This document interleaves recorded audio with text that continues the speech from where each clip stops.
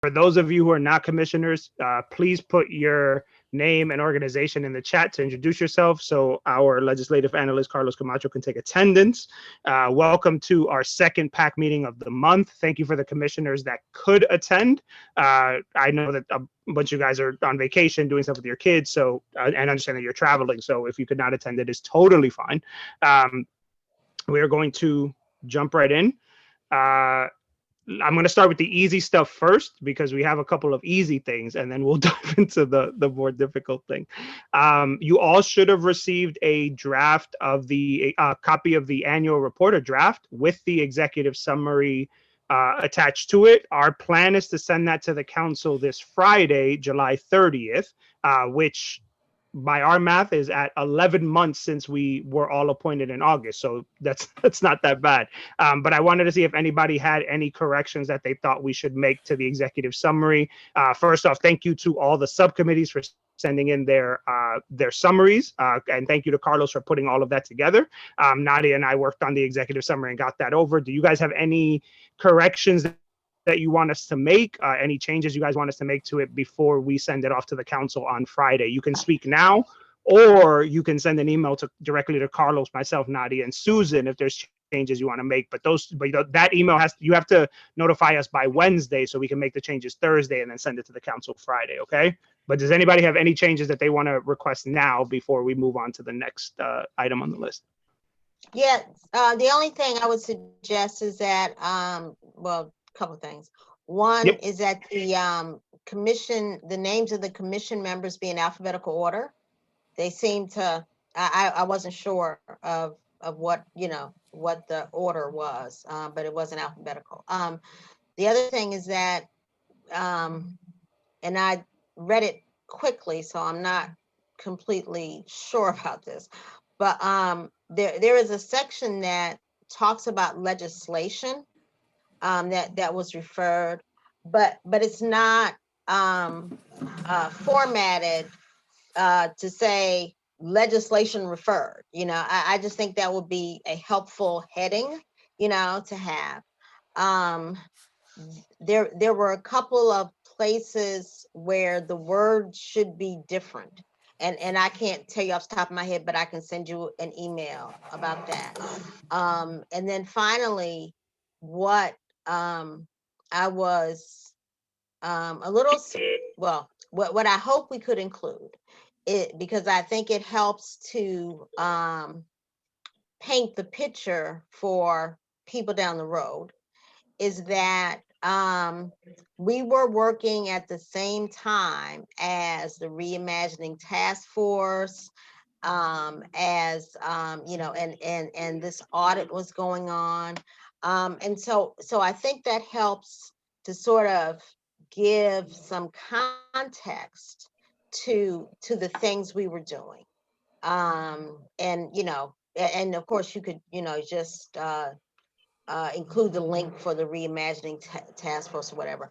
I think that would, I think that kind of, and of course the whatchamacallit, the legislature's big, I guess it's a work group or whatever. I mean, that kind of context, because I'm thinking about people, 3 years from now will say, well, what were they doing?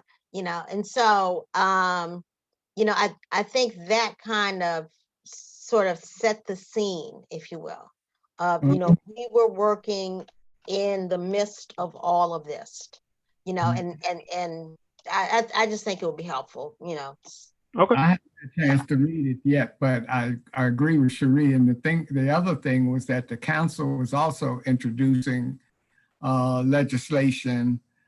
There were several pieces of legislation that the council was mulling over. So I haven't had a chance to read the letter, but it goes along with what Cherie was saying. Okay. All right. And I think those are really good suggestions. And Carlos, I know you're taking notes, so we'll make sure to contextualize the work that we did over the last year, because I think it is important to capture what we were working in the midst of with so much going on around the county. Okay. Does anybody else have any other things? And again, if you guys have any if you think of any suggestions by Wednesday, email Nadia, Carlos, myself, and Susan, so that we can make those corrections and then send it off hopefully by the end of the week, and then we'll be done with our annual report. Okay. Okay. The other thing that you guys should have gotten from Carlos on Friday was, and Carlos went through the MCPD audit results and broke them down per subcommittee. You guys should have gotten that in the Friday update. If you need Carlos to resend it, please just send us an email so he can get it to you. What Nadia and I would like you guys to do is for each subcommittee to start to parse through some of those things, so that way we can have a more lively discussion during our meeting in August regarding just what we're thinking in terms of how we can assist in those recommendations, right? Some of them were, and I think, the new assistant chief, Carmen, said some of these are low-hanging fruit, right? Some of these are fairly easy fixes. Some of these are things that MCPD is already doing, right? Some of them are going to take some time, right? And so we want to be able to partner with MCPD to see how we can assist in moving some of these things along to help them with. So just look through that. Subcommittees just try to meet, before we meet again in August, so that way we can have a more lively discussion about that. Okay, make sense? Okay. Now for the Carlos, there was those two things and then the letter, correct? Correct me if I'm wrong. Yeah, that's it. I just do want to say, Shuri, I appreciate your comments. If you have like more specific things, it would be really helpful to get an email with those specific changes, just so, we're super clear. Yeah, not a problem. Thank you so much. Awesome. Okay. So Carlos, if you do not mind, can you share on your screen the letter regarding the body worn camera footage, please?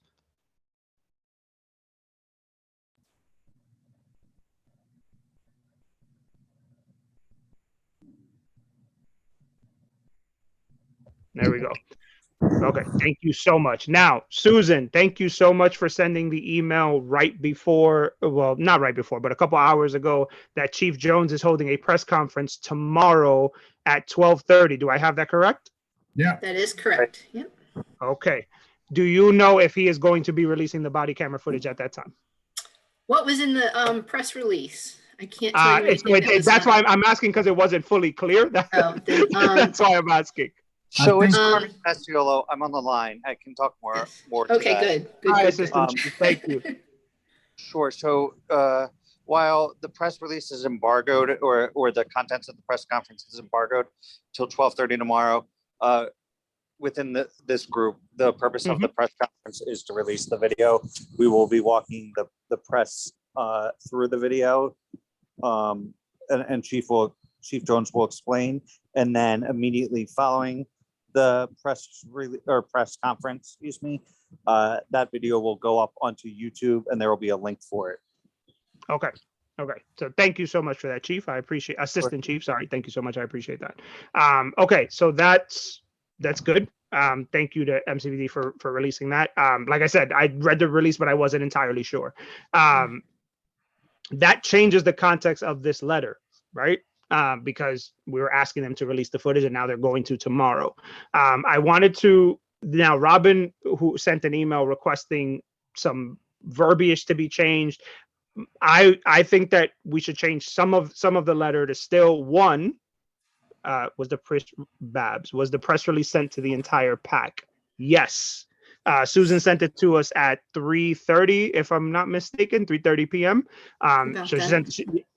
So Susan sent it to all of us. We all should have it. If anybody didn't get it, just shoot us an email. We'll make sure you get it. The press conference is tomorrow at 12:30. No worries. So one of the things that we talked about this, and we've talked about this repeatedly during our work here over the last almost a year now, right? We have been fortunate, and I think and I say this humbly, I think we're more fortunate than other commissions in the county, in the sense that you have a diverse group of folks that have been put together, and you have MCPD and the FOP at the table, right? And that makes us, I think, a little different because MCPD is working with us in these meetings to try to gain a better understanding of what's going on in the county, to gain a better understanding of why things happen the way they do, to get a better understanding of how things happen the way they do, right? And I think that makes us different, right? That makes us different. That makes us, in turn, I think that makes us a little bit more effective. That makes us a little bit more effective than a lot of the other commissions that are doing some of this work. With that said, one of our charges, right? One of our charges is to, in the spirit of that collaboration and partnership, to make sure that we can push MCPD when we have the opportunity to, right? So this tragic incident happened on July 16th, so about 10 days ago, right? MCPD will release the footage 11 days after, right? Now, again, the inner workings and what went on to that decision, we can talk about till we're blue in the face. No, Susan, that's Shabab. That's, yeah, she is that is the PAC member. Yeah, she's had a different name. Shows you what I know. It's okay. It's okay. So Nadia and I spoke after Susan sent the email about the press release, because again, we were also a little unclear as to what was going to happen, but we thought that that's what it meant, that they were going to release the footage. Nadia and I spoke, and we think that it should, that despite MCPD still going to release the footage tomorrow, it is important that we go on record standing with the community and asking for the footage to be released. I want to open that up to the floor because we operate in a democracy, not a dictatorship. Because I want, there were some concerns about the language, and I want to talk about that. But I also want to talk about this process in general, because again, from the moment this happened to the footage now being released, it's 11 days. Is it something where we need to get it on record where we would release a statement like this 5 days after an incident happened? I know we were talking, when we met last week, we talked about the investigation and all these other things. So I want to be cognizant of everything that was going on. And Nadia and I both still believe that it is important to get us as a public body on record that we are supporting the release of this footage.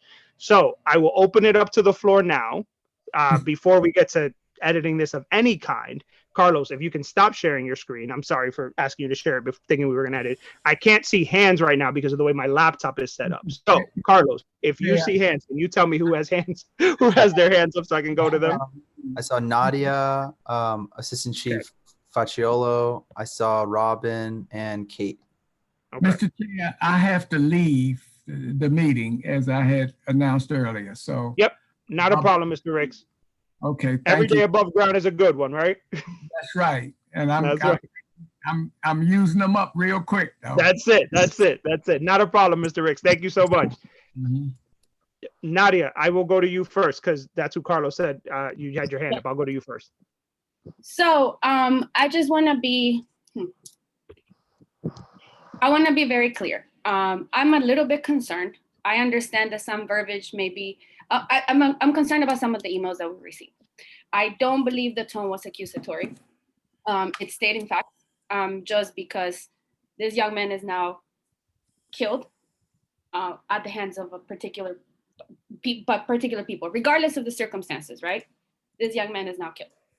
I want us to have some real conversations about what that means in our county. We are transparent here and we want to hold people accountable, including ourselves. I hold myself accountable all the time. And that means that as we're entering this process, because this situation is happening as we're in the PAC, and we are the Policing Advisory Commission that supports the changes in the county for us to have better relationships with police, right? This just happened in our county. So our response, regardless of the video being released tomorrow, regardless of anything that's happened, our response on record is extremely important to our community. They need to know that we have their back, right? Number one. Number two, I would like to ask, I know Robin, you said something about verbiage, and I think Jen, you were also saying something about verbiage and the way that we were talking in the letter. I would like to know how you would like to frame this letter, because I'm having a hard time framing it any other different way. In my head, someone is killed at the hands of police, right? No matter the circumstances, that's just what happened. And I want to be very clear, now that we know some facts, there were 24 shots. Regardless of the circumstances, this is what happened in our backyard. So again, Robin and Jen, if you can bring some clarity just to know how you would like to frame this kind of letter, now that it's just going to be kind of a supportive letter saying we want the video to be released and we want answers, right? That's just it. And I also want to bring us back to what Dalvin said at the beginning, is having these uncomfortable conversations are going to take us to a place where our communities feel safer, to a place where I don't shake when I see a police officer, right? And I'm white. I'm a white Latina, right? I carry privilege with me, and I still shake because I've been victim of police brutality myself. And so, again, I want us to have these uncomfortable conversations, and as hurtful as it is for me to see these things happen in my backyard as a youth worker, as an organizer, as a person who works with young people like this every single day, as a person who sees my commission members that look like this young man, I want us to have that in the back of our head. I want us to know how we're framing this and know why we're here. Because we're here to represent the community, to say these are the needs that the community has, because we are speaking to them on a consistent basis, right? Again, I just wanted to bring us back to this place and say, why are we here? And why are we going to have these conversations? And for me, the answer is always going to be to have these type of letters be sent, to bring clarity and transparency to our community so that we do feel safe. Thank you for that, Nadia. Carlos, Robin was next, right? Sorry, I think it was Assistant Chief Facciolo and then Robin. Okay. All right. Go ahead, Assistant Chief. Sorry about that. Sorry about that, and sorry that I'm not on camera. I'm actually at home sick today, so I figured you did not want to see me sick, so I have the picture back up. I just wanted to let everybody know, and I'm all for that. The PAC writing a letter, I think it actually shows that you do stand with the committee or the community, Nadia.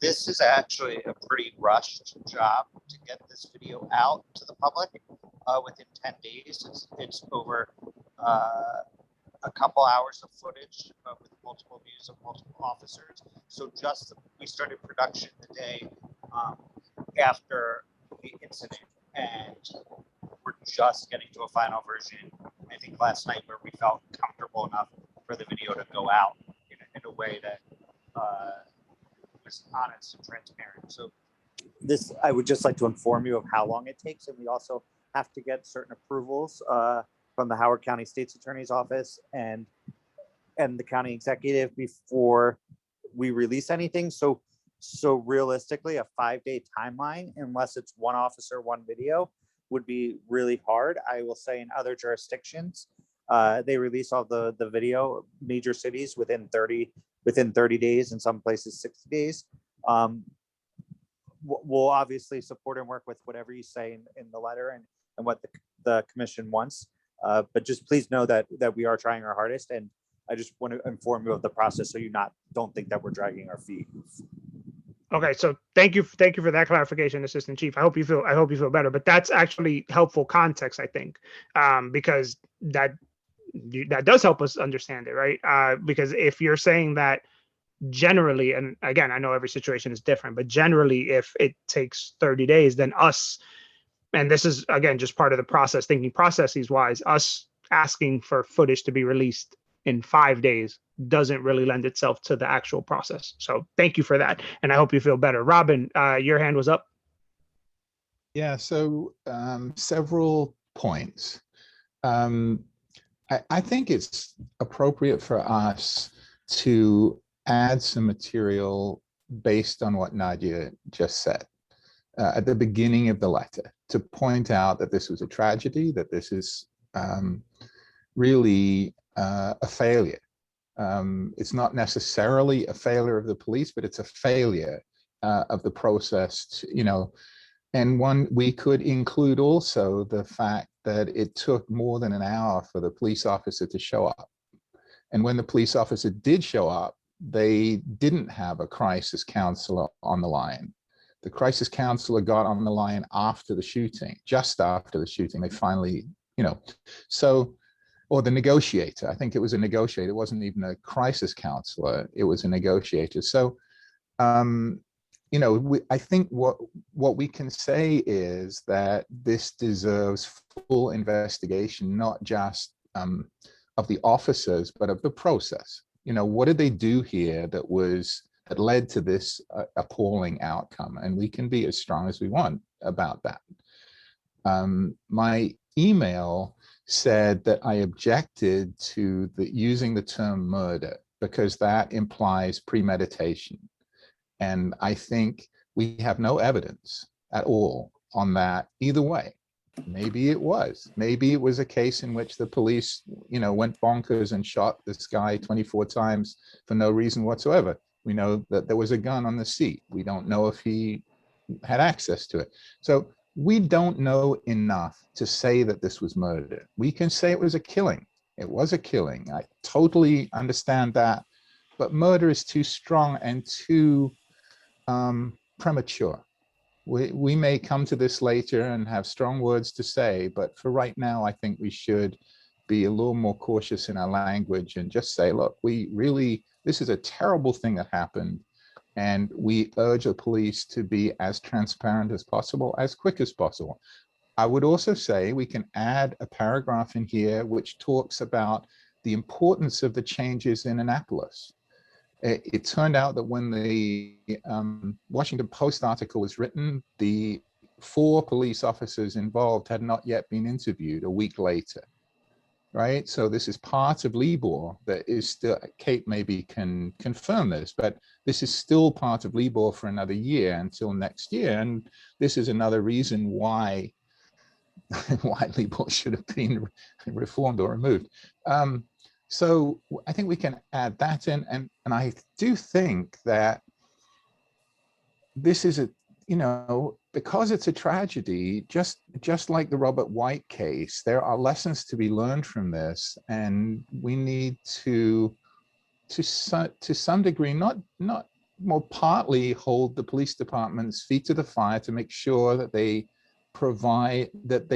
do the analysis and investigation that's necessary so that this doesn't happen again, but also to, let's say, resist the natural tendency of all organizations to put up a wall and say, we're taking care of it.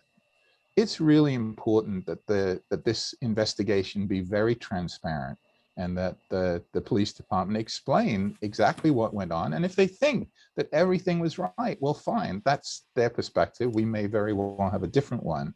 But I think, it's important to put this not just in the context of these officers, but also in the context of how the police handle this kind of situation. And we can say all of that in the letter. So that's my 10 cents. Yeah, when I thought because I know you're traveling, Robin, so thank you for that. Yeah. I was going to bring up your point about the verbiage about changing from murder to killing, which again, that's why we wanted you guys to have it so we can talk through it, because again, it wasn't going to be Nadia and I dictated this and then it just went out. I think we all have to come to an agreement on what the language should be and on what we're trying to capture. There's a comment by Eric in the chat, which I'm going to read if that's okay, Eric, because I'm assuming that you're putting it in the chat because you probably can't be on the mic. But I don't think that the letter would. Sorry, I just scrolled up. I don't think that the letter would be improved if we use the term wantonly slaughtered to characterize the tragic killing of Mr. Ryan LaRoe. Thus, I don't think the use of the word murder in that sense is justified as preferable to killed. I think in making an official communication on behalf of the PAC about a legal matter, we can't justify the misuse of a critically important legal term like murder, because some people commonly use murder when it really is a synonym for killing in the legally most culpable and blameworthy sense. Using the term murder at this time will be understood correctly to be deliberately provocative. Making an accusation of murder at this point, given what is publicly known, undermines our credibility and weakens our ability to call out misuse of deadly force when those are the facts. Ultimately, our most important contribution will be to influence and improve the management of the police department. To accomplish that requires us to earn the confidence of counsel as well as the public.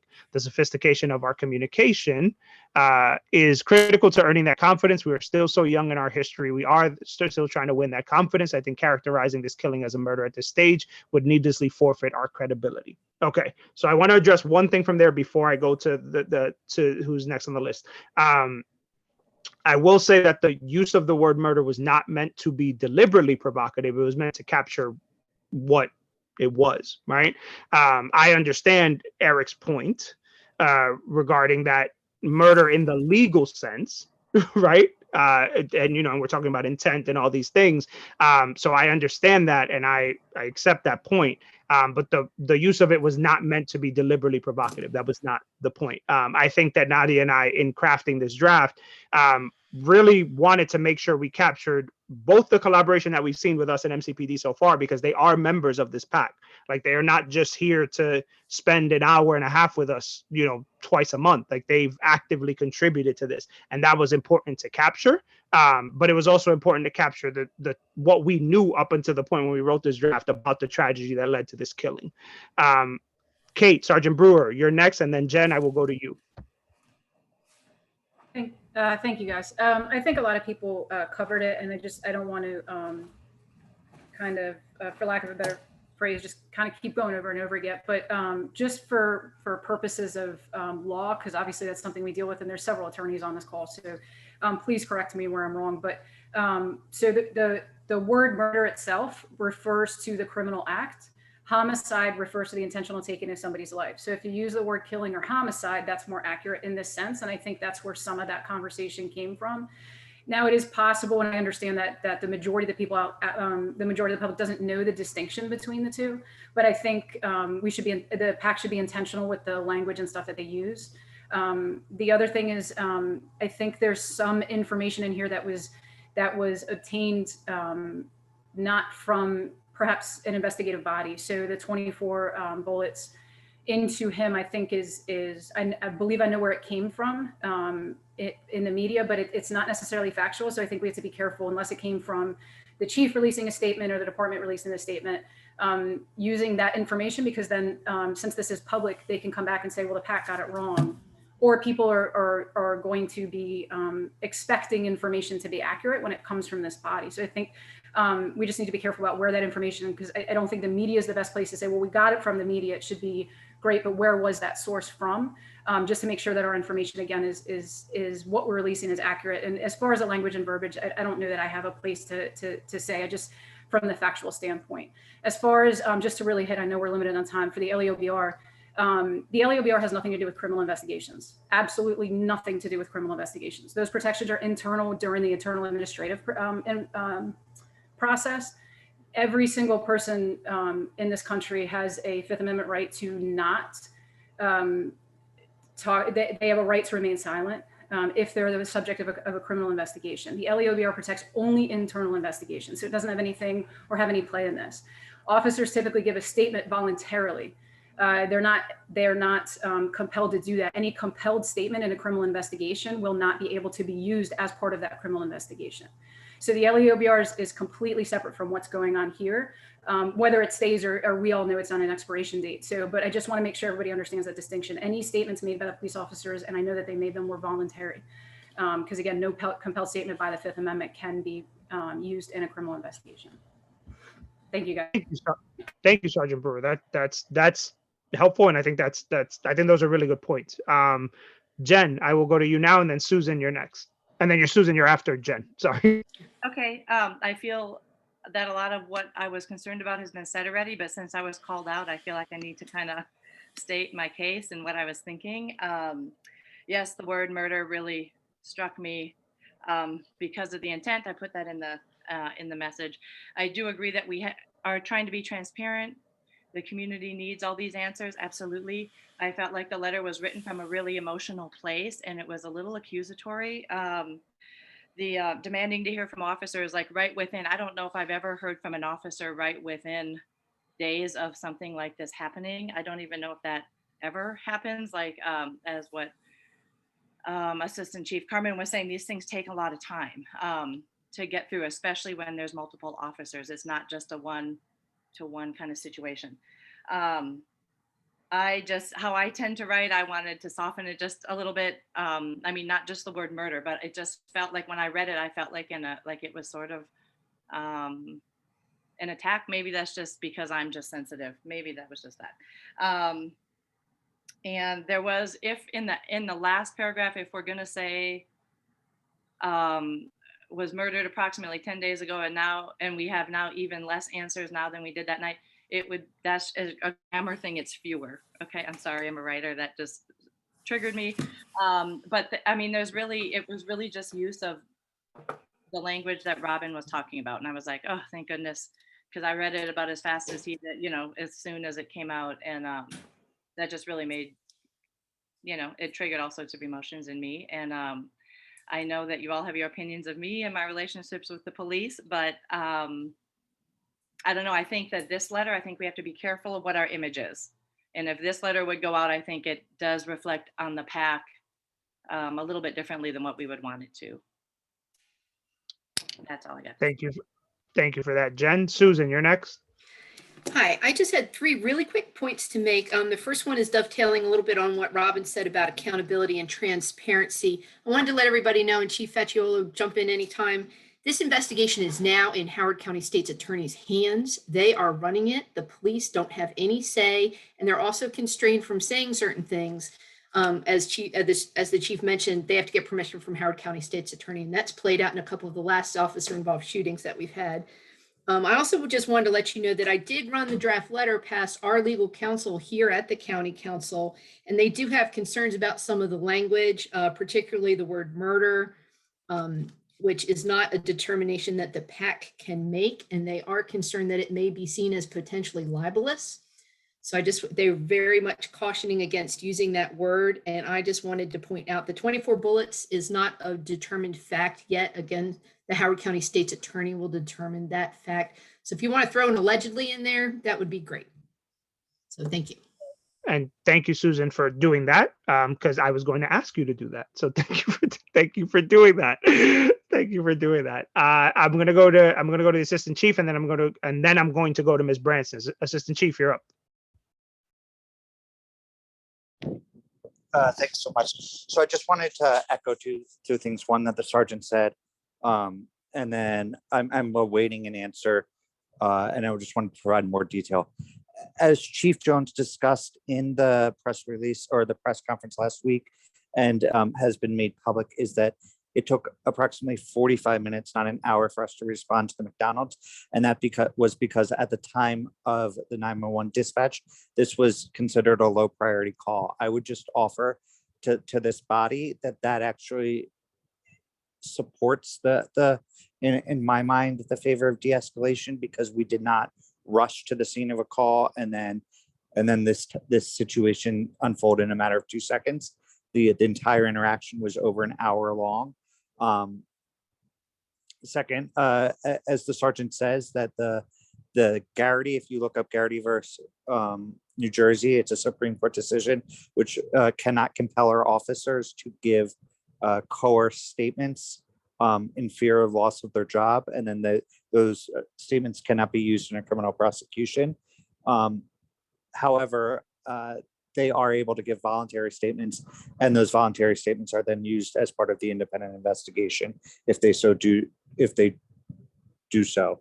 And then there was one last point I wanted to make. The medical examiner, in conjunction with the Howard County State's Attorney's Office, will release how many shots were fired and how many did subsequently hit the victim or the decedent.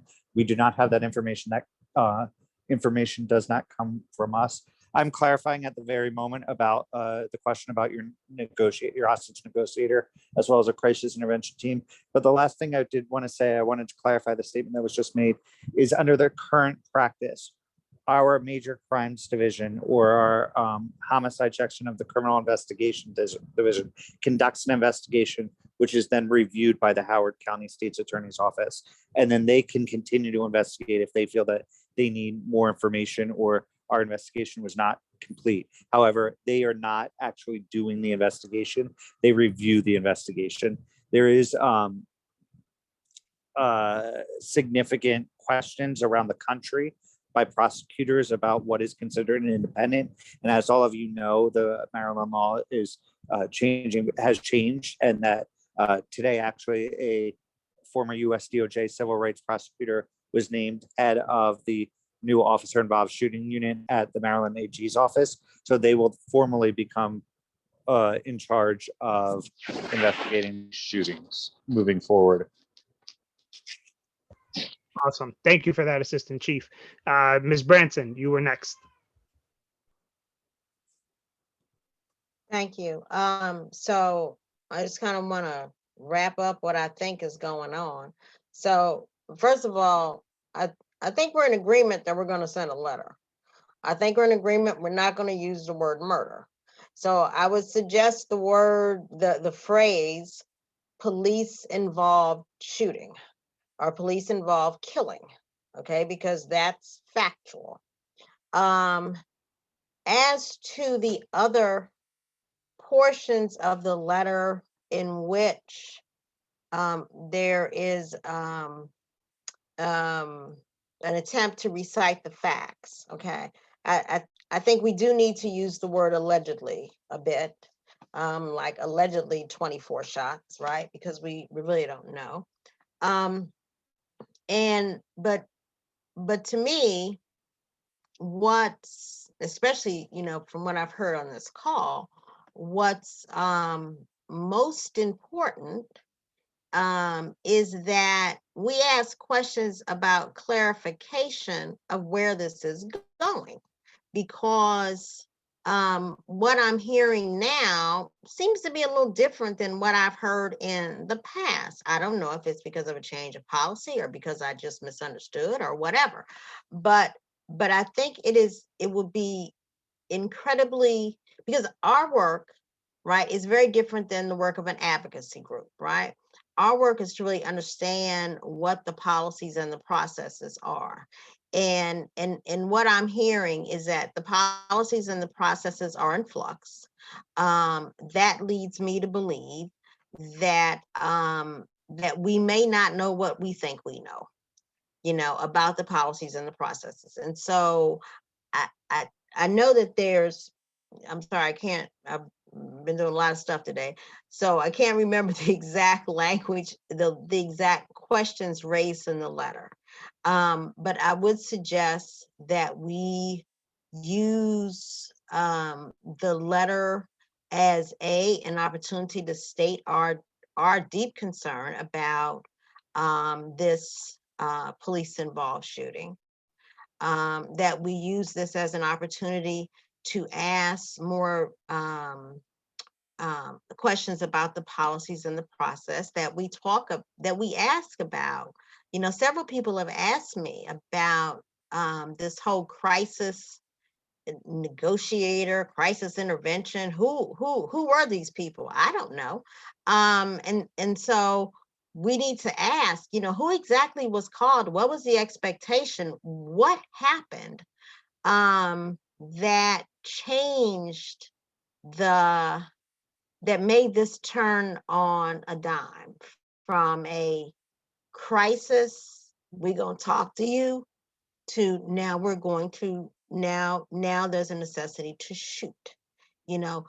What lessons are learned from that?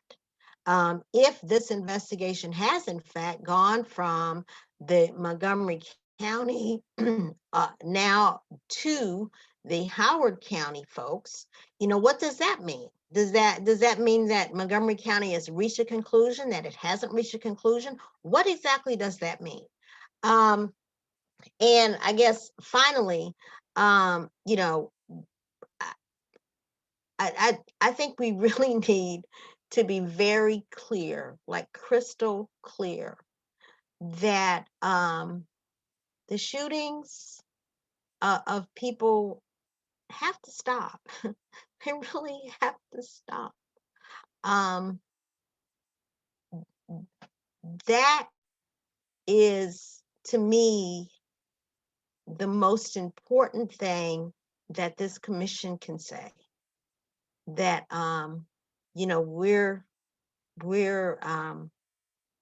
I think since 2018, I think there've been like 4 shootings or something. I mean, we're not going in the right direction here. And that has to be made apparent. And I think we're totally in our appropriate role of saying that the shootings do not need to become our new normal. Yep, I agree. And I think that's well said. Thank you for that, Ms. Branson. I'm going to go to Nadia, and then I'm going to wrap us up.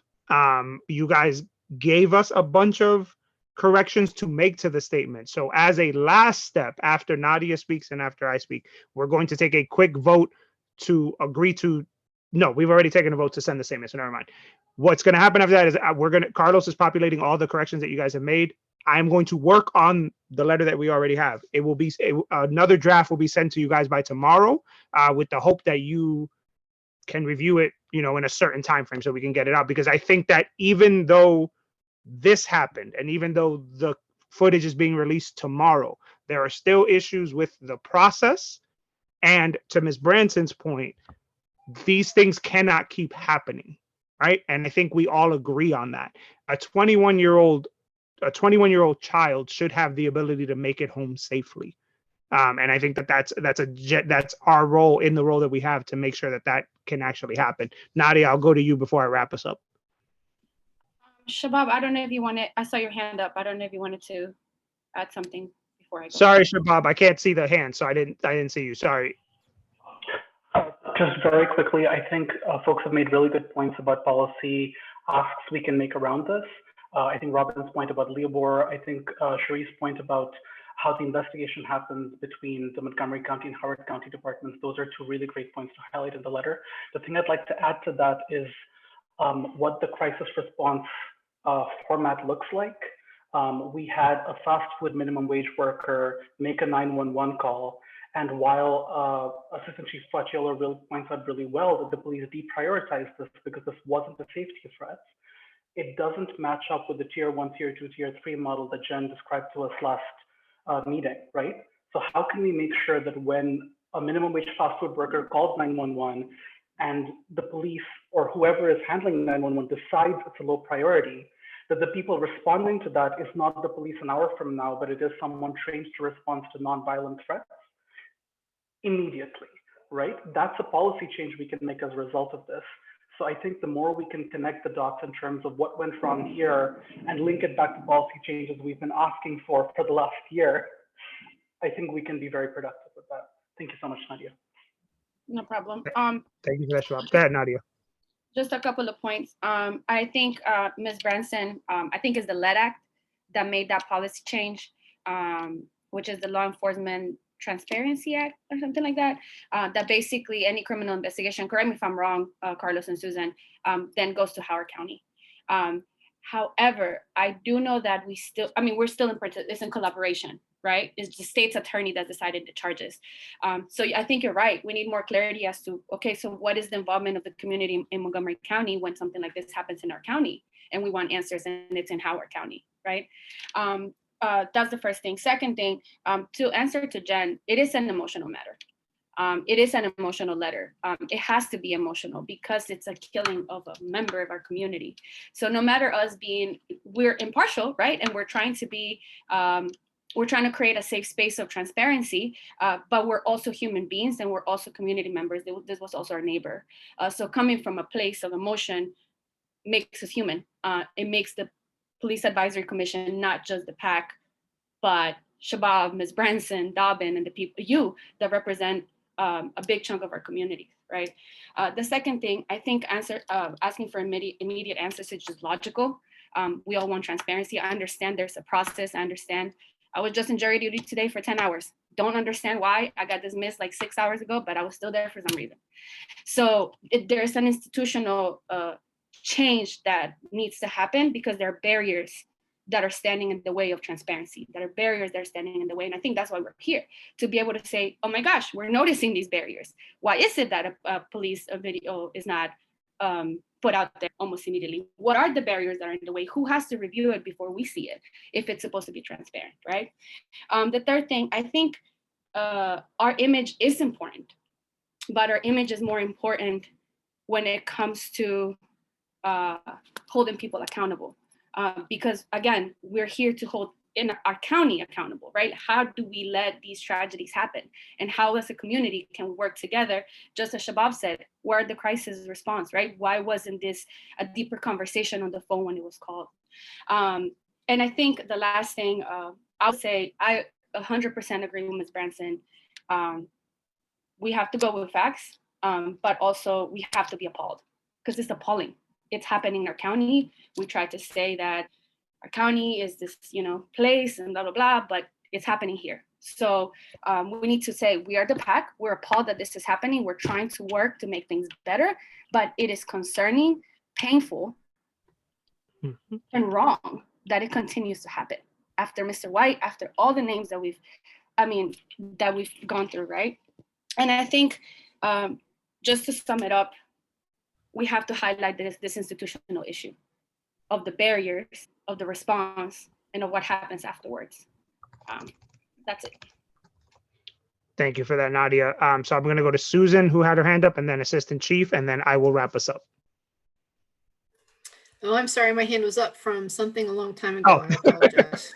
No worries, no worries. Assistant Chief, you wanted to share one last thing before we wrapped up. Absolutely. So thank you again all for your comments. And I'm going to play the new card here for just another second, but the new guide card, excuse me. I did want to reiterate that it was part of the statement that Chief Jones made during the press conference, but also that this committee has a right to know. Officers on scene at the shooting, I cannot give you a solid number because it is under investigation, but they were certified crisis intervention officers, and they were certified in de-escalation techniques. And as discussed which is public knowledge, there was a significant period of time where officers were on the phone with the deceased in an attempt to de-escalate the situation. Obviously, we as the police or as the government never want to have to discharge our firearms. It is a very last resort. I can't speak more to what happened in those split seconds. That's for the state's attorney's office to make a determination. But I don't want you all to think that that there were not individuals that trained in de-escalation or crisis intervention teams on scene. There is a difference between CIT and hostage negotiators.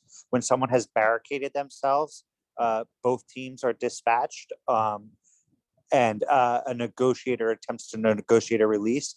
And the purpose of a CIT team member is to de-escalate a situation. So they're very different roles, and officers can't make that assessment until they're on scene and know if a subject is actually barricaded in a vehicle or in a home or a business or any type of building, because that has to be an eyes on the situation. The last thing I want to say is that this is an agreement between Howard County State's Attorney's Office and our state's attorney's office. It is between the two elected officials. At any time, either one of them could pull out of the agreement to investigate the other jurisdictions officer involved shootings. However, that it has been codified by this new law that will go into effect where the AG's office has jurisdiction. So that will change dramatically during implementation.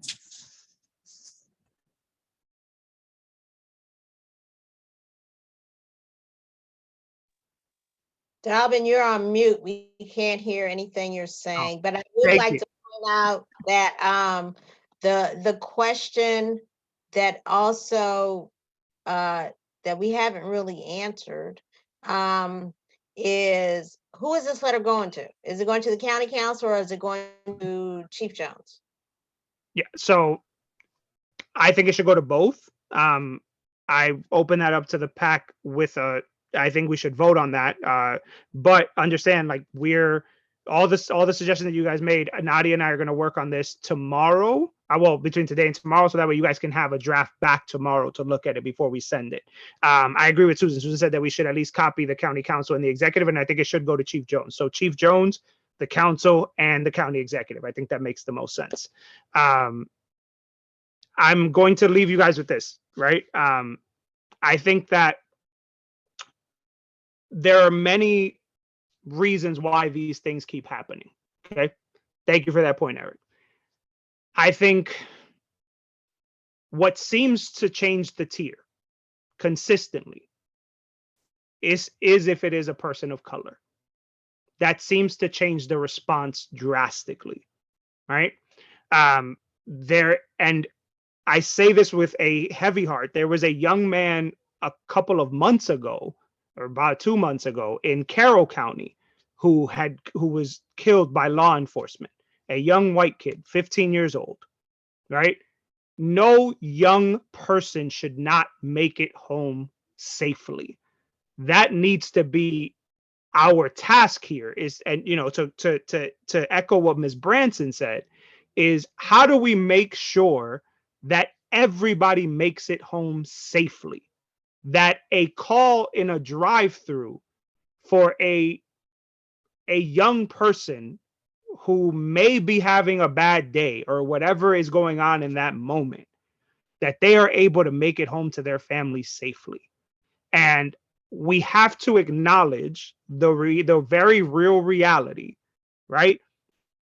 That there do appear at times, right, to be systemic issues that lend themselves to different responses for young people of color with law enforcement.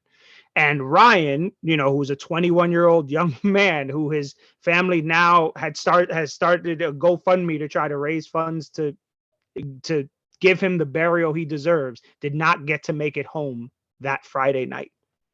And so what I urge all of us to do, right? And I said this when Nadia and I were appointed chair and vice chair. We've been saying it for a year. This work is going to make us uncomfortable, right? We don't have to agree on everything. But what I would hope we agree on is that nobody should have to make the call to a parent that says that their child has been killed. That should not be a thing. With that, we are going to take all the corrections that you guys gave us. Like I said, you'll get a draft by tomorrow, close of business. We'll give folks a couple days.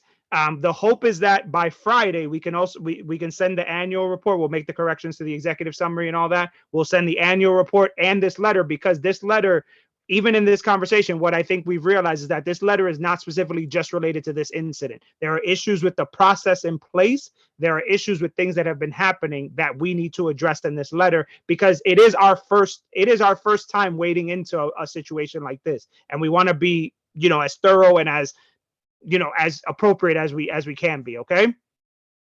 Good. Yes. All right. Thank you guys very much. I know I said this was going to be 30 minutes. I promise the second August meeting will be 30 minutes, but I like talking to you guys, so it's fine. I get to hang out with you guys. Have a wonderful rest of your night, and look out for an email from us tomorrow, okay?